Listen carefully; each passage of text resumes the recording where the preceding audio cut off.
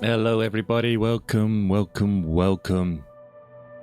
to Flight Past. We are back today with our look at D-Day. This is a series that we've been running where we use Microsoft Flight Simulator and its satellite imagery and photogrammic imagery to see if we can get a unique perspective on the major events of world history.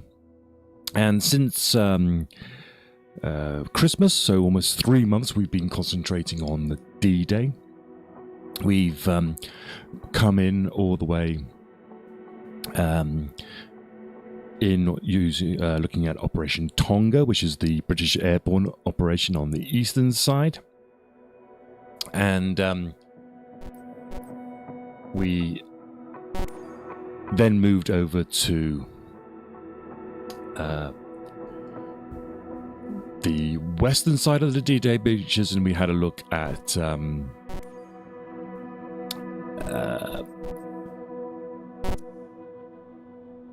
the US airborne.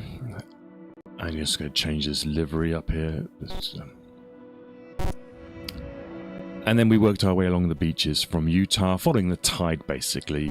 Utah, Omaha, Gold, and Juneau. And today we will be looking at Sword Beach, which is this section of beach here.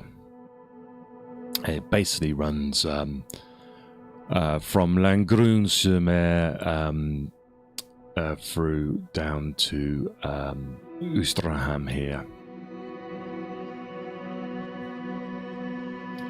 So what we thought we'd do today is the usual thing when we come to this new sort of beaches. We're going to just do a recon flight so that we're all kind of singing off the same hymn sheet. We'll look at some of the key features of the beach and the sectors and things like that. And then in the next episode, we'll be then looking a little bit more detailed at what actually occurs and how and the objectives and how what the actual events of the day entails. So we'll start off where we last left, which was on the eastern side of Juneau section, which is around about here in Saint-Aubin. So let's just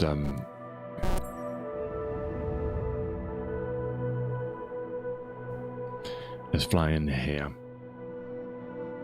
If you're not familiar with this channel, you can see the information that's up above. We have a rolling scroll going down as well. And I'm just getting a little bit of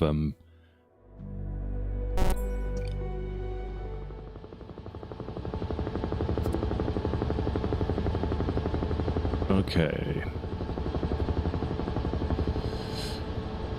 This is Saint-Aubin, and if you haven't checked it out already, you can go to check out on YouTube and Twitch if they're still there. There'll be the videos there concerning the Canadians' actions on this beach. We're in the Huey, and this is the usual aircraft when we're trying to look at small areas like this. We'll be in other aircrafts when we're fixed wing stuff when we're trying to do longer distances. So let's just have a quick fly along and see what we can spot.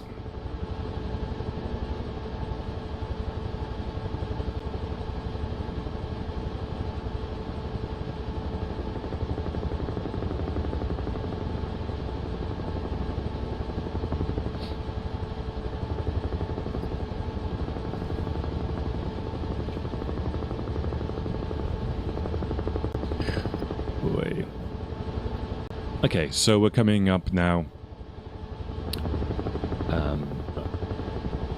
Let's have a look at some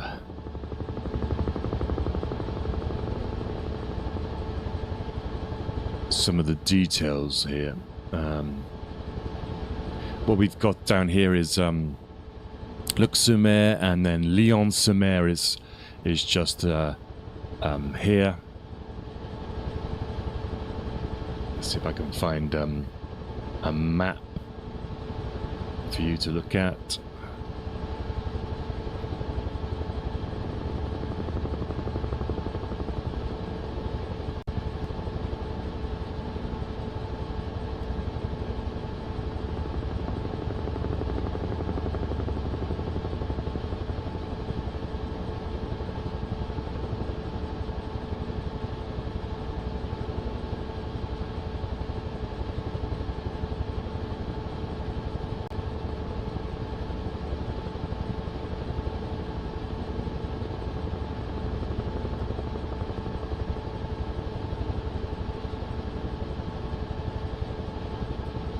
Okay.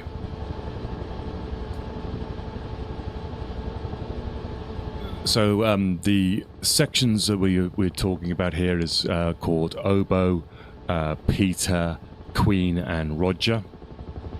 And for the most part, the concentration on D-Day was around the Queen area. And Queen area basically is the this side of the beach.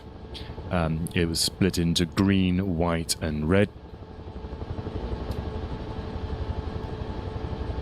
And then Roger is at the far end of the beach, and that again was split into green, white, and red. Most of the action occurs, as I say, on Queen section. They wanted to try to avoid Roger, especially the red section, because that was the highly defended Ouistreham port. So we're flying over now. This is Queen Green below us. And then this little section here is Queen White, and then we go into Queen Red. And we should see a couple of buildings. It won't be, it's not photogrammic here, but there's a couple of buildings which is, was known as the COD objective, which is one of these buildings down here. And now we're moving into Roger Green,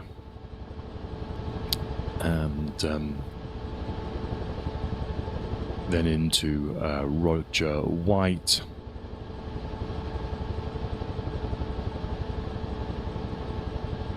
and then this section here is was known as Roger Red at the end.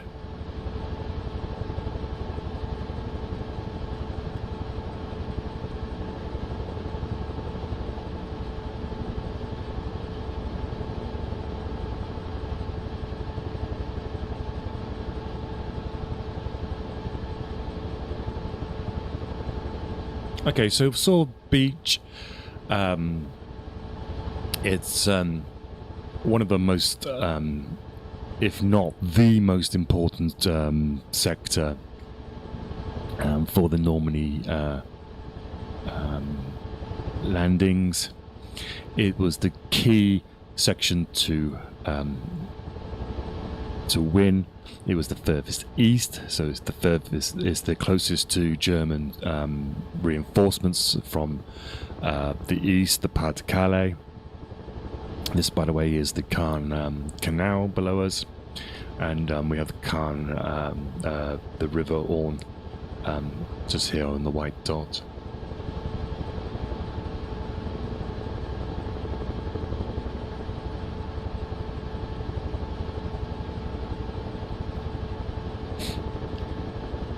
So, as I say, it stretches from, let's just come back round again. It stretches from the port of Ouistreham, which is here, to Saint-Alban-sur-Mer, and it's around about 5 miles, 8 kilometers distance. This section was given to the 3rd Infantry Division, which was part of 1st Corps of the British Second Army under Montgomery, and this was under the control of Major General Tom Rennie.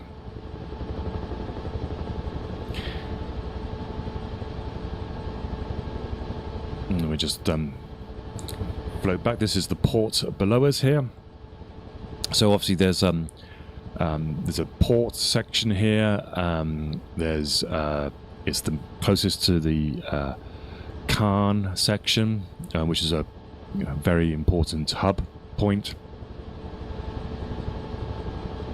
And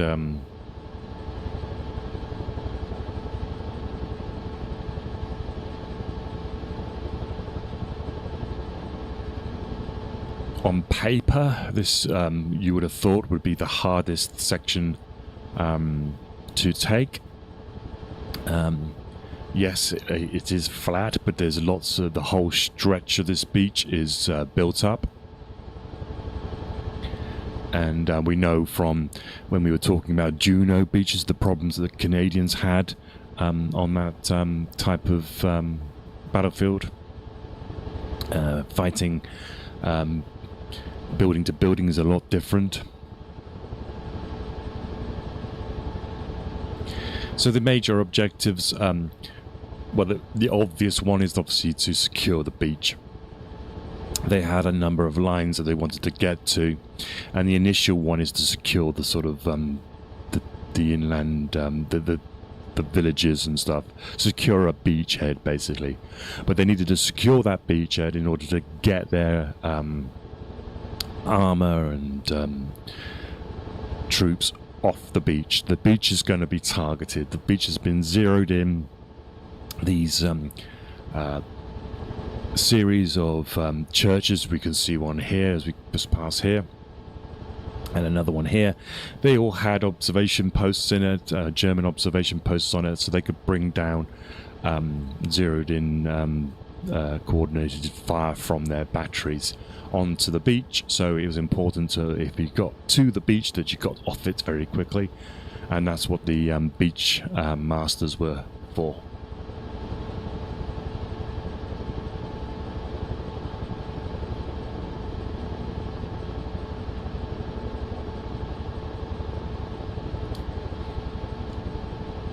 The secondary, let's turn inland. Let's just get a feel now for the size of the task that Montgomery had given to the 3rd Division on D-Day.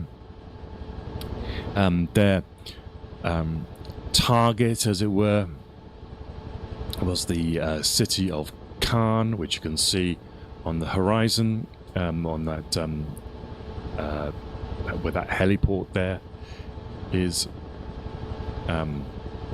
they were to push inland, hopefully securing the bridges around Caen and cutting off the road from cutting off the Caen to Bayeux road, to prevent the 21st Panzer Division, which was based out to the south east here, access to the beaches. The British Airborne had already landed in around midnight on the other side of the Orne, and their job was to create a buffer zone, a kind of a bridgehead over the Orne. Initially, remember seizing that ridge to deny it to the enemy, to create a defensive position initially. Most of the D-Day positions were to grab these key strategic points and to hold them defensively until enough forces could be built up, and then to turn those defensive positions into the launch point for offense. So the British had already, Airborne had already landed on the other side of the Orne. So they were, the armour was, and then the infantry were to push as quickly as possible towards Caen, and initially the Commandos, which were always used on the flanks, if you notice they're on the flanks of each beach, they were used as light infantry, quick moving, to push past the initial assault forces to establish contact with with each side of the beach. So the Commandos, Lord Levitt, were to go towards Pegasus Bridge, basically, and meet up with John Howard, and eventually get up onto the ridge. And the other commandos on each side were basically to link up with different beaches and form up. So we're coming out to the outskirts of Caen, and we will be passing over. Actually, I think it's over here, just where these trees are. This would be the maximum distance that they'd reach. They don't quite make it to Caen, but you can see it's a pretty steep call. It's but when they get to these trees over here, there's anti-tank ditches here, and they found that this is where the Germans had their sort of secondary line of defense. There's a few strong points in between, but this is where they eventually, this sort of valley we see here to the left, is kind of how far they got. And so this is Caen itself, so they didn't quite make it to here. And that means that the pivot or the hinge of this door isn't quite as far as Montgomery hoped or intended, and it meant that Caen itself became a serious focal point, and why most of it today has been is new buildings, because it was basically bombed. The aerial bombardment that came in over around about midnight, some of the ones which actually hid the initial D Company of the Ox and Bucks, 2nd Battalion under Major John Howard. They were in these bomber formations that were coming to Caen to basically try to destroy the bridges along the river here. So we'll just take a little fly around Caen, and we'll head back up the Orne.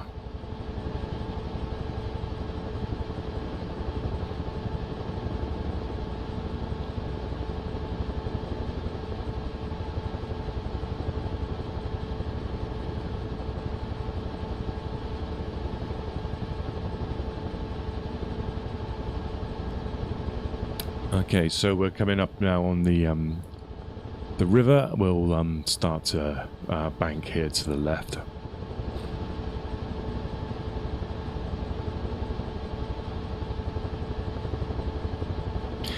This the journey that we can see here from the beach is around about 8 miles, something like that, 10 miles.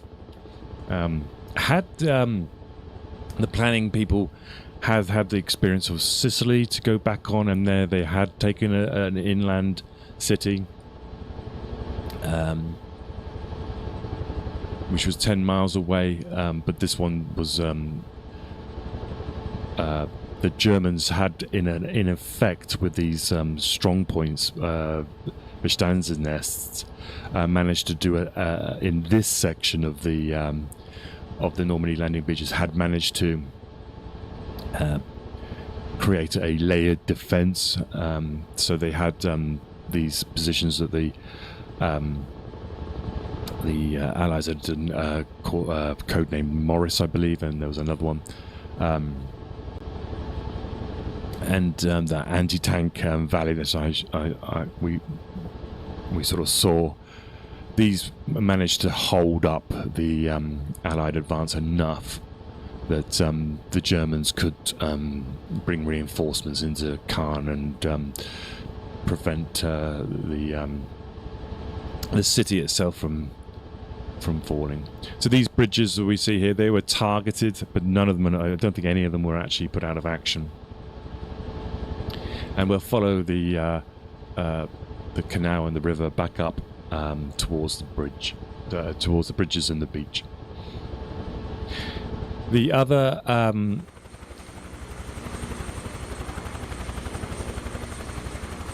think sometimes you can just see it popping in. There's one of the other objectives of the day was to seize control of the Carpiquet airfield, and let's just bring up the map here. We should, which is this airfield down here to the west of the city.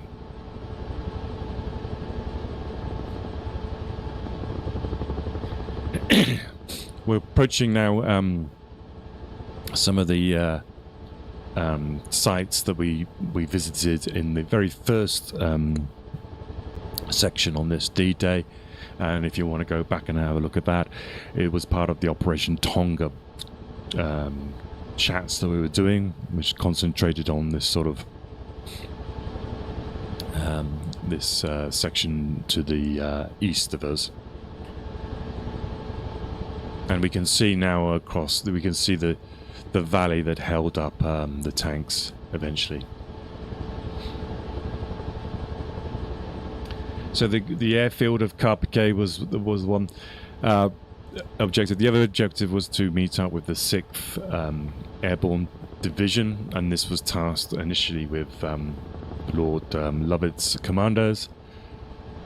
So if you remember, the 6th Airborne Division had landed on the far bank of the river, and the bridges at Ranville and Benouville had been captured by D Company of the Oxen, 2nd Battalion of the Oxen Bucks in their glider assault. And we'd flown this route. You can see the bridge here. This bridge on the right coming up is Horsa Bridge. And then we Flight Simulator isn't showing it, but this area here is Pegasus Bridge. This is where John Howard captures, and so these are the key bridges that they wanted to attack. They didn't expect them to be there. They expected them to be blown. So the British were bringing along a lot of bridging equipment. The troops landing had lots of dinghies and things like that. I don't think they would have minded if it was an inconvenience, but what it did mean that if the Germans blew up these bridges, then it meant it was denied to them as well. But because they were captured intact, then they could be defended, and then because they could be defended, then when the build-up of troops had got to a certain point, they could then change those defensive positions into an attacking positions, and that's when you get the later Normandy operation Goodwood flowing from that position, from those positions. Even though those bridges weren't enough for the needs of the British, they actually brought 2 Bailey bridges with them. They called them London Bridge 1 and London Bridge 2, so they actually needed effectively 3 bridges in that area to for their needs.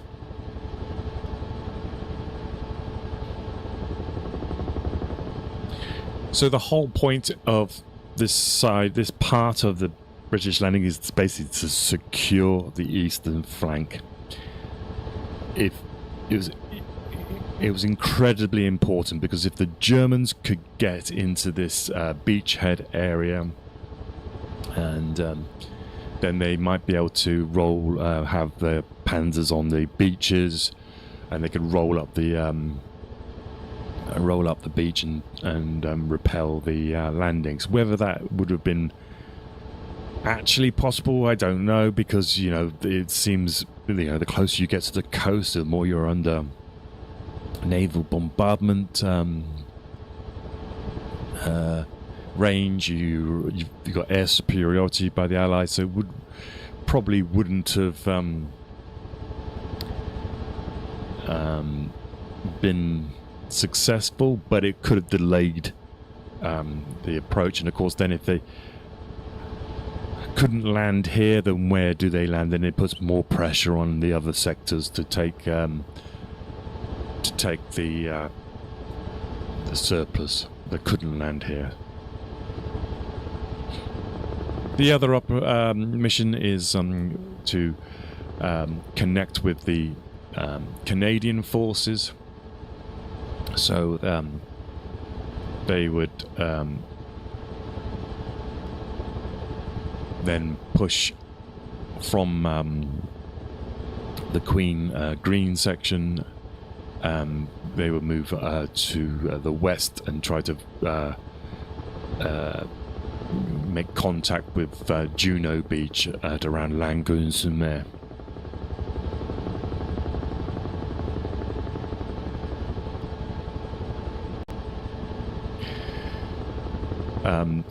Other forces landing here were the DD amphibious tanks, which we had on every single beach. These were from the 27th Armoured Brigade. They also had the 79th Armoured Division, the Hobart's Funnies. These were the armoured vehicle, Royal Engineer vehicles for clearing obstacles. And as I said, I will just come back this way. Let's do a nice thwoppy turn.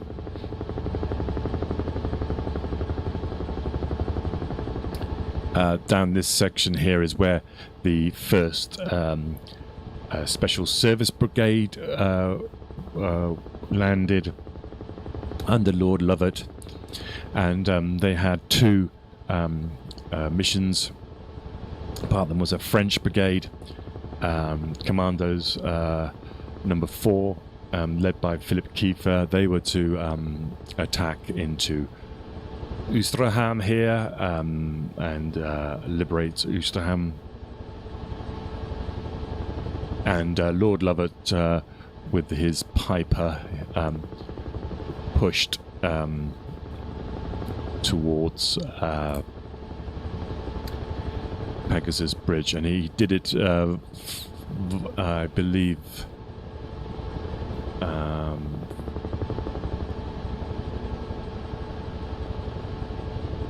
via this village just ahead of us here. And these German stronghold positions were in these 2 areas here, and protecting the advance onto Caen.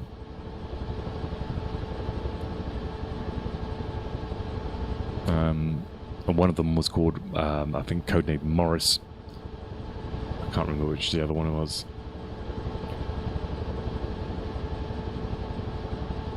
But a lot of the time, the commandos would leave these isolated German positions to the troops behind them. They would push on to achieve their own mission and leave these other strong points to be mopped up by the troops coming in behind.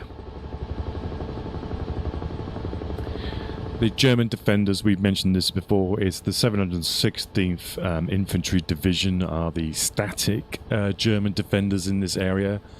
So they are instructed to hold their position. They didn't have any options in maneuverability.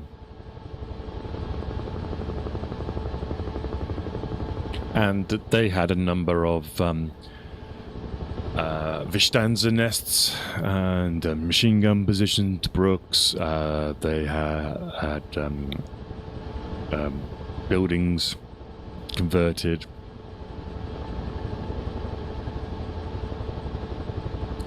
And the actual armour was being held south of Caen. The only German tanks to the most advanced they got was these elements of the 21st Panzer Division. They managed to get to Lyons-sur-Mer in a sort of a counter-attack late in the day, but they were repelled, and they could look down on the beaches. They could see the scale of what was going on, and they realised that if it didn't pull back, they would be cut off.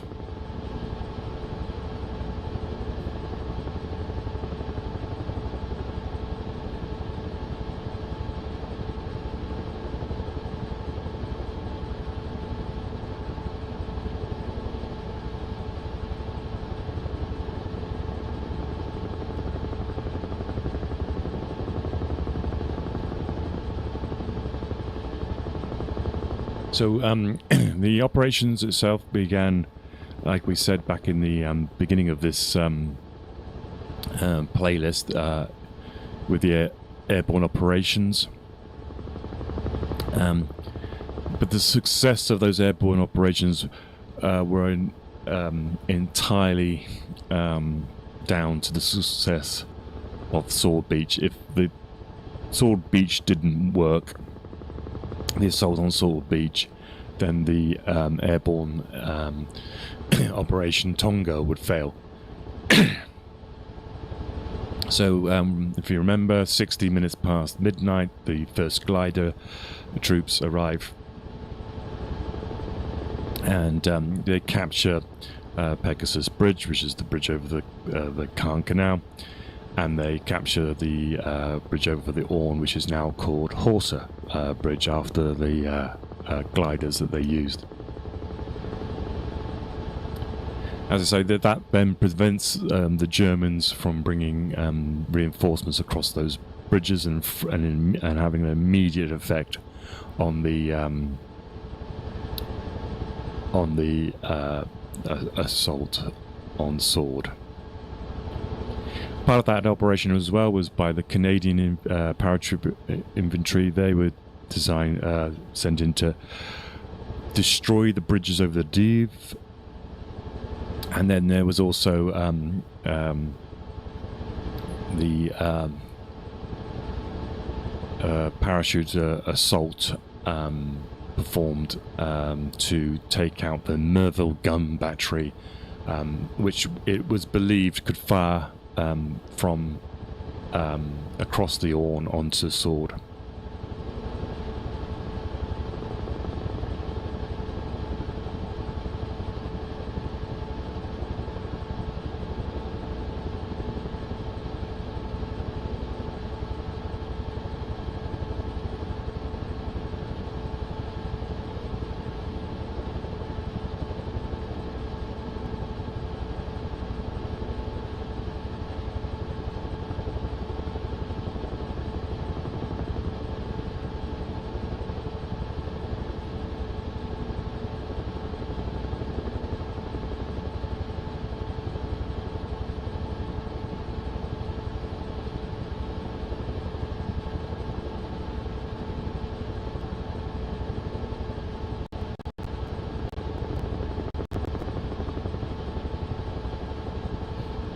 We're just now coming up to Juno here.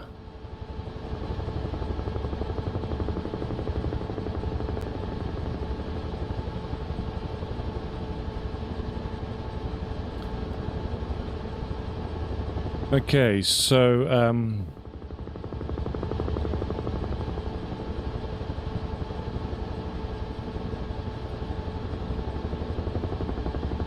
the usual thing happens on the thing. We mentioned this before. We get the aerial bombardment around midday. It's often complains that the aerial bombardment doesn't do much.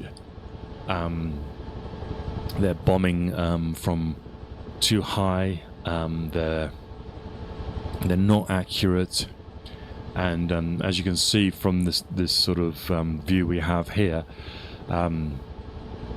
you know, there's lots of buildings. They're not really hitting. Most of the bombardment doesn't work, and effectively it just doesn't do much really. At 5:30 though, we then get the first naval bombardment, and this is arguably much more useful, successful. It's people complained that there wasn't it didn't work, but a Canadian officer, I believe, did a research after the D-Day and believes that around about 15% of German defences had actually been neutralised with the naval bombardment. But these were mainly the soft targets, the machine gun posts, or the open sort of Tobruk kind of places.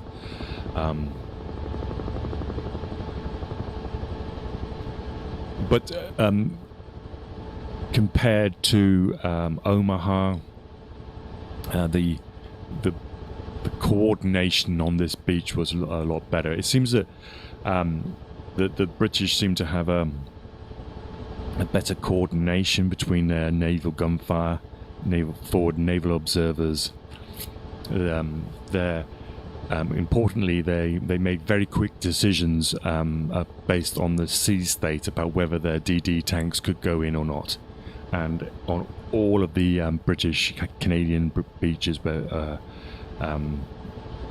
Royal Navy personnel were involved, a lot of them postponed the decision to release the tanks at 7,000 yards and actually release them closer in. So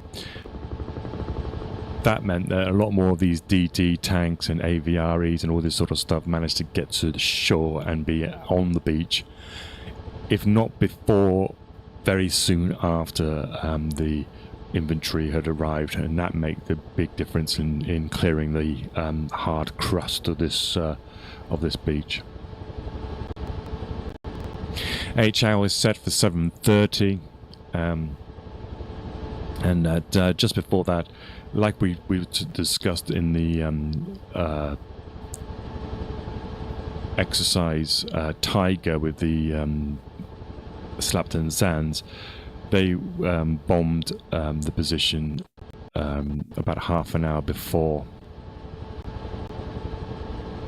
the troops went in. But as I say, again, they didn't really affect any of these positions in any serious way.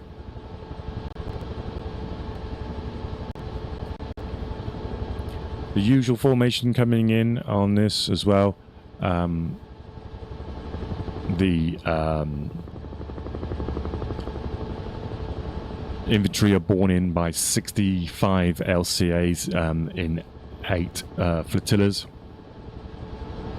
And 6 o'clock in the morning they begin to they've mustered, and they signal they begin to head from the fleet in at around about 6 o'clock. The DDs were then told at 6:30 that they would delay their launch, and they would not be launching at 7,000 yards. They will be launching at 5,000, and this is all due to the state of the sea and the Royal Navy thinking on its feet.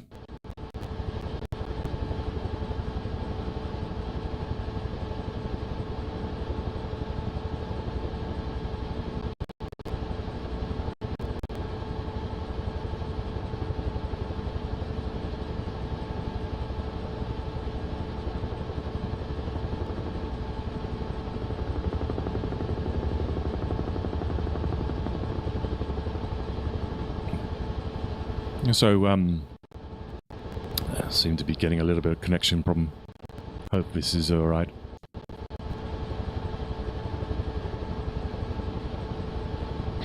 Um, 7:25, the assault begins. And the first wave of the 3rd Division's 8th Infantry Brigade lands on time just after 7:25. And they're landing. The main effort is on the Queen sector of the beach, which is this center which is this right-hand side of the beach.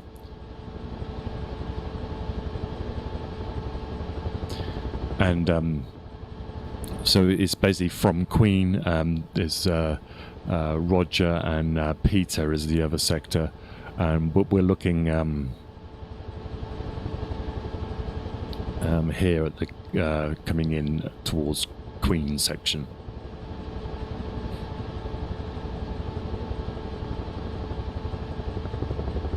And the main troops of this are the East Yorkshire Regiment and the South Lancashire Regiment and the Suffolk Regiments. And they're supported by these DT tanks, and they're from the 13th and the 18th Hussars, with support from these AVREs, which stands for Armoured Vehicle Royal Engineers, which have the flails, and they're designed to blow up mines on the beach.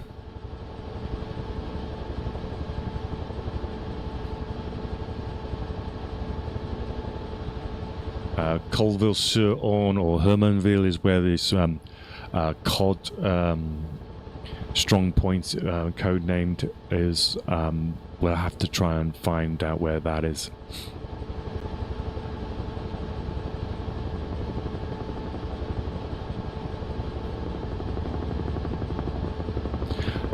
So that's at 7:25. The assault goes in 7:32. The French Commandos, they come in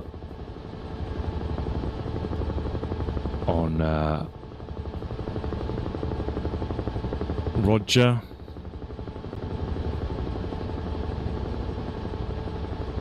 which is down this end.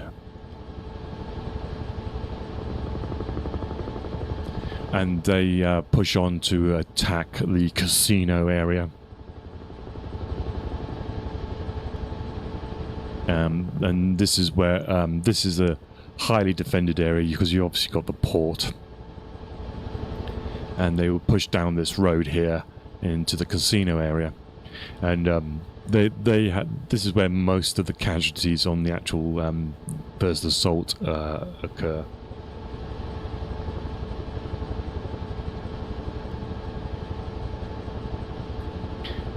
But they do clear their sector, and by 8 o'clock, so about half an hour later, we then get more and more armour arrives on these LCTs. They begin mopping up the beach defences,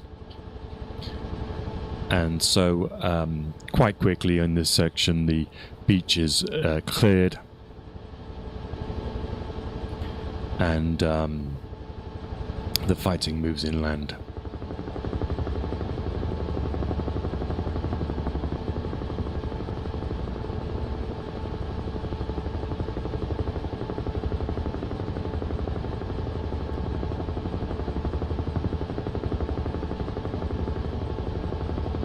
So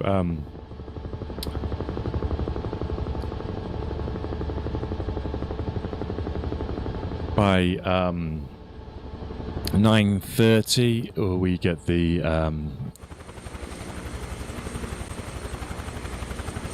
village of Hermanville, which is this way. Let's get this.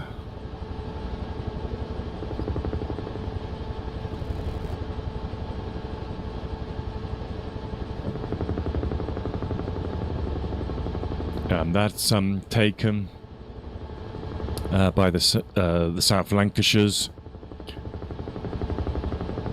which is this village here.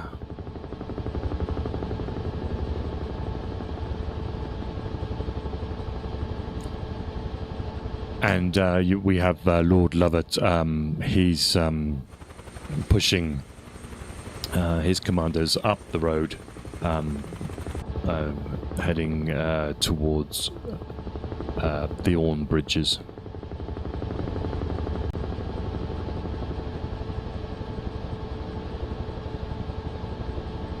Mainly experiencing pockets of resistance,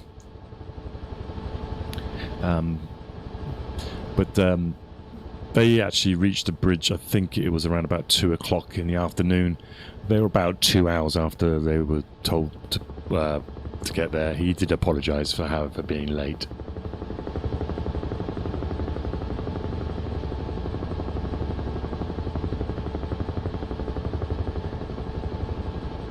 Ouistreham itself is cleared during the afternoon, but there's a few strong points holding out, and the beach shows gets a lot of congestion. The sections where they could get off was getting shorter and shorter, and the tide's coming in, so it's getting narrower and narrower as well.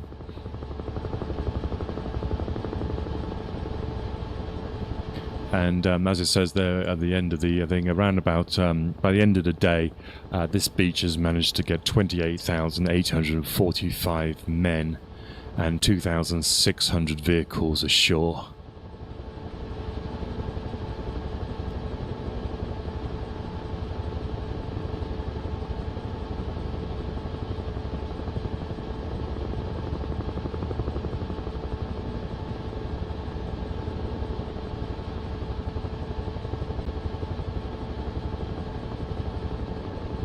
So the Germans weren't just sleeping.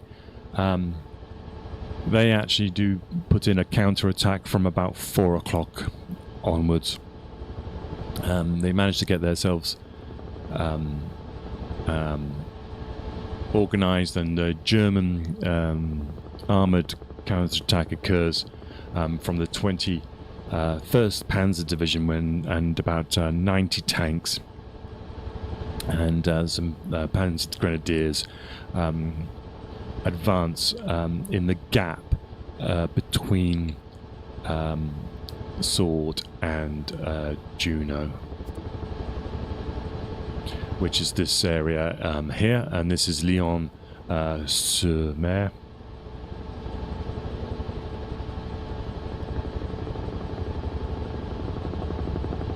And some elements managed to get to this point here, this beach, at around about 8 o'clock.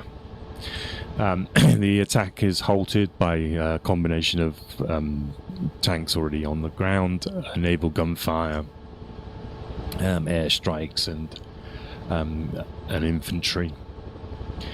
They lose around about 40 tanks in the attack across the day. And they realise that they have to pull back. And as I say, the British managed to push in. The furthest extent of their advance was to a town called Bierville-sur-Mer, Orne.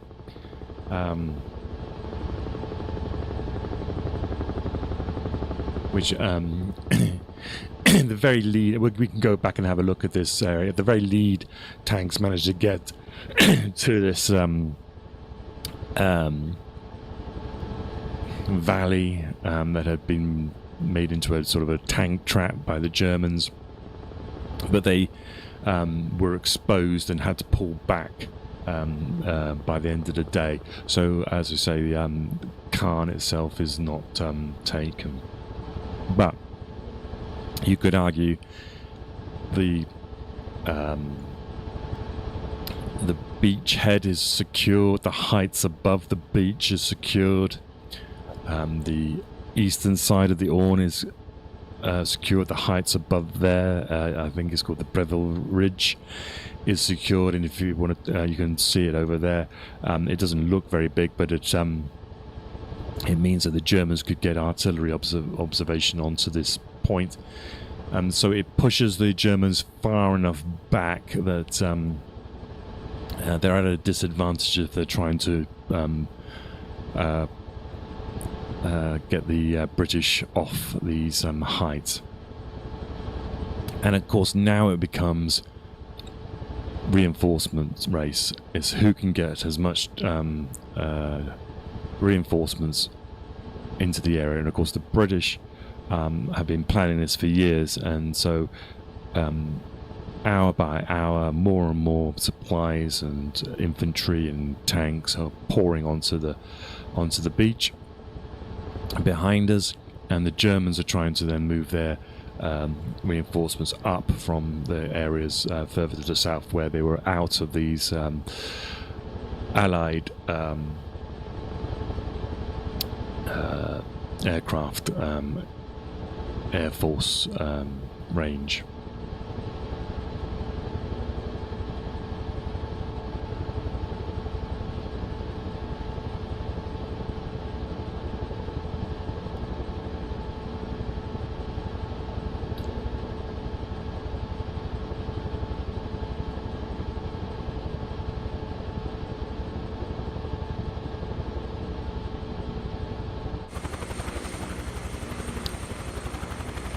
I don't think it's this place here. I think it's the next place. I think it's really...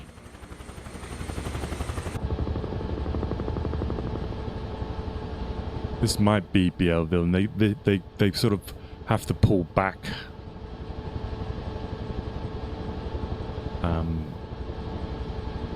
Because they're too exposed.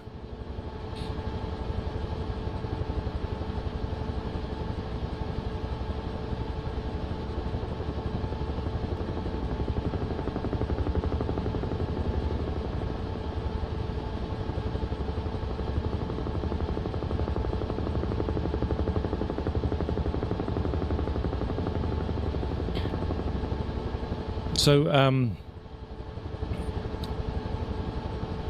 let's run the numbers then. So in terms of casualties, the estimated casualties are around about anywhere between 630 and 683 on the day, and these are of course killed, wounded or missing. And considering the other beaches, this is one of the lightest casualty rates. Considering what if you were thinking as a German, and I think Rommel did say it, that he actually visited this place, and I think he did say this is where they will land. Considering all that, then that you can only really come to the conclusion that it was a success. A complete success in a certain sense. The idea of getting to Caen, I mean, what else was the orders supposed to be on the day? Did Montgomery think that he could take Caen? Possibly, if everything went to plan. He probably assumed that the Germans would want to fall back. He never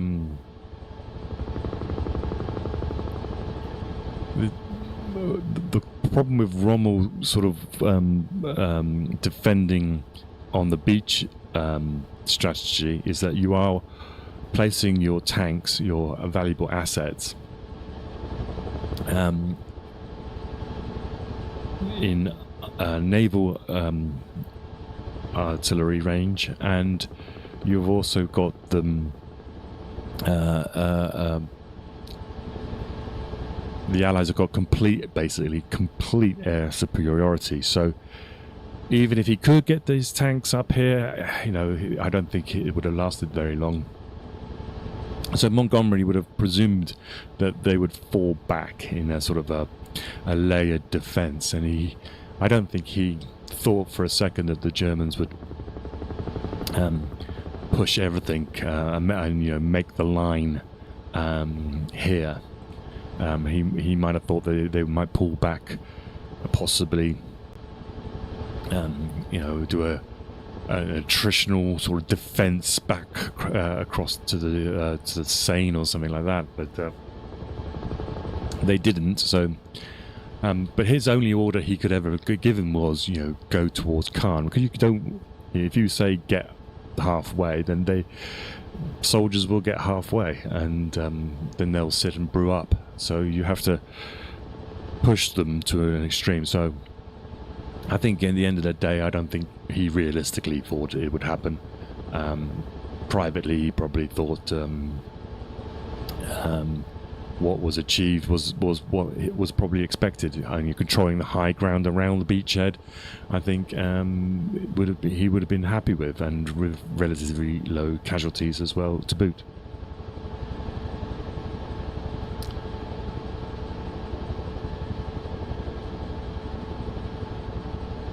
So that then is the Sword Beach overview, and we will be doing some more stuff. I've got this wonderful book here by Max Hastings, and we can start having a look at some of the trying to find some of these important defensive positions.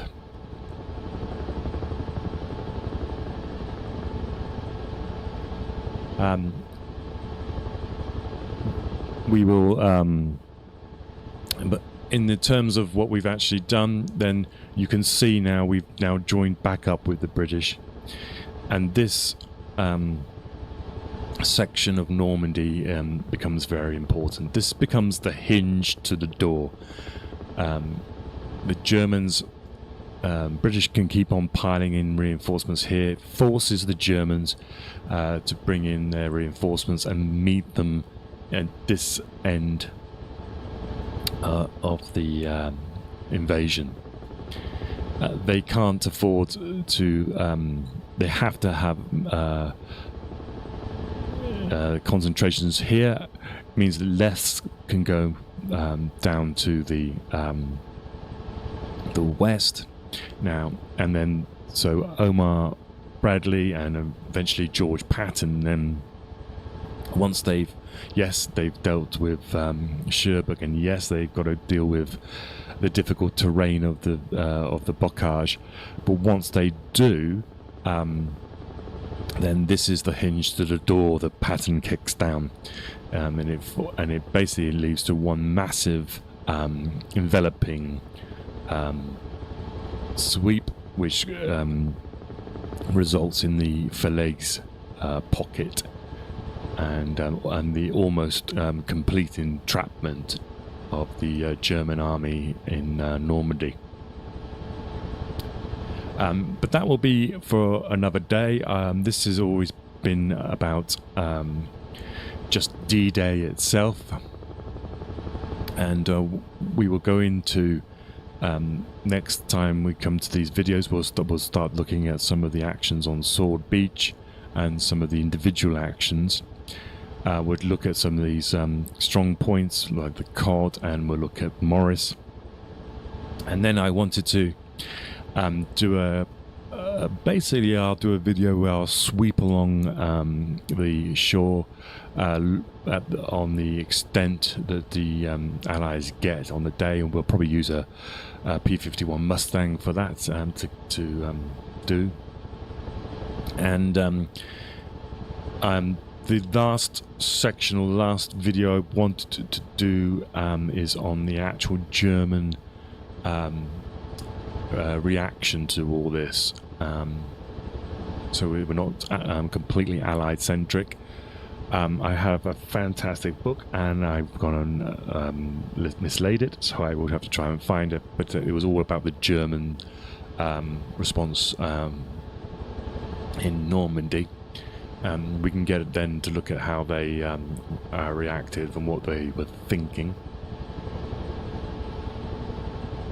And so that's in the future, as I say. So thanks for watching. We've come up now on the hour.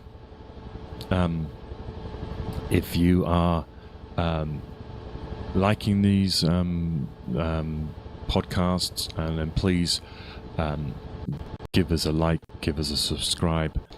I always like to keep it live. I like to try to lead a discussion and not to lecture. So if you ever hear me say something wrong, or you think is wrong, or you want to see something, we can try and find it. But on that note, then I will leave you be, and the heads up for the next stream will likely be a radio session for the Minecraft Cathedral build. Check out that. There'll probably be postcards up, and that's on the ePiraten channel. You can check out that cathedral builds. Otherwise, I will see you next, and we'll be talking about the detailed action on sword.